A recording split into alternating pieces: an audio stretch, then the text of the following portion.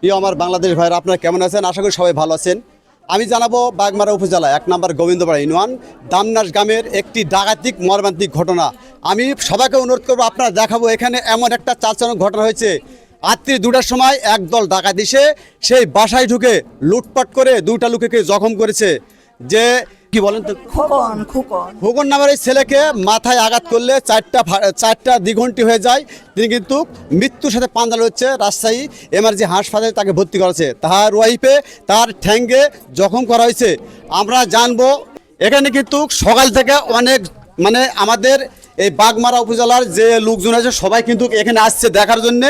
আসলে আপনারা জানেন যে রাস্তাঘাটে যারা বাড়ি করবে তারা একটু নিরাপদভাবে থাকবেন, কারণ এখন দিনে দুপুরে ডাকাতি হচ্ছে।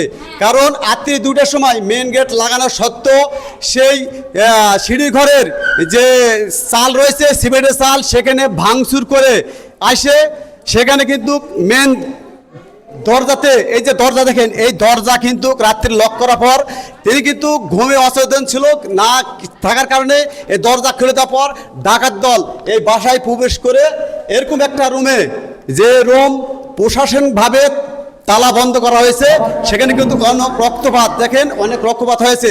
এখানে প্রশাসন তালা মারে গেছে। কারণ আপনারা জানেন যে রাস্তার ধারে যারা বাড়ি করবে আপনারা নিরাপদ থাকবেন। কারণ রাত্রি 2টার সময় কোনো ব্যক্তি আপনার যদি বাসায় এসে লক করে আপনার সহজে দরজা খুলে দেবেন না। আর আমি আপনার একটা দারুণ মেসেজ দিতে চাই যে আপনারা রাস্তাঘাটে বিভিন্ন জায়গায় অপরিচিত কোনো মাইক্রো গাড়ি এবং হুন্ডা থাকলে তাৎক্ষণিক আপনারা সমর্থন করবেন এবং আশেপাশের লোককে জানাবেন। কারণ এখন দিনে দুপুরে ডাকাতি হচ্ছে।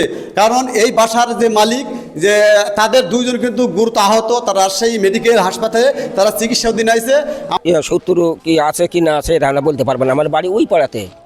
এবং প্রতিবেশী হিসাবে আমরা মুসলমান, এরা অন্য ধর্মের লোক, তারপরও আমরা খুব ভালোভাবে চলাফেরা করি, কারোর সাথে কোনো খিচিমিচি না। এবং গত রাতে যে দুর্ঘটনাটা ঘটে গেছে এটা কিন্তু প্রকৃত, এটা অঘটন একবারে, মানে সহ্যের বাইরে। এটা কেমন করে যে এরকম একটা সৎ সওয়াল একটা ব্যবসা বাণিজ্য প্রতিষ্ঠানে থাকে, সেখান থেকে আসা নিরাপদে বাপরিস্থ গাড়ি, মাইক্রো গাড়ি এবং টিয়ারিং এবং মোটরসাইকেল আপনারা যারা দেখবেন তাৎক্ষণিক আপনার গাড়ির নাম্বার সংগ্রহ করে রাখবেন।